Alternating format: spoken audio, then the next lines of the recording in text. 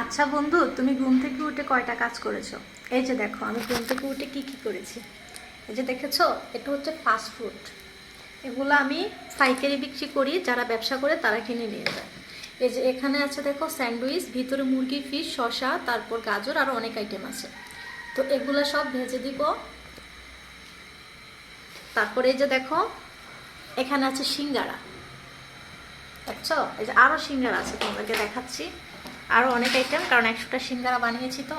এই যে দেখছো, দেখছো, আরও অনেক সিঙ্গারা আছে। তারপরে যে দেখো, এখানে আছে তোমার সবজি রোল। এই যে আমি ঘুম থেকে উঠেছি কয়টা বাজে জানো? 5টা বাজে। 5টা বাজে ঘুম থেকে উঠে নামাজ পড়ে সম্পূর্ণ কাজকর্ম রেডি করে ফেলছি।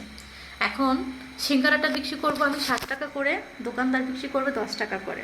তারপর ফাস্টফুডটা বিক্রি করবো 25 টাকা করে, দোকানদারদের বিক্রি করবে 20 টাকা।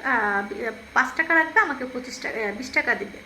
তো এই যে দেখো, আমি যদি এখন কষ্ট না করতাম তাহলে কি আমি এগুলা বানাইতে পারতাম? মোটেও না।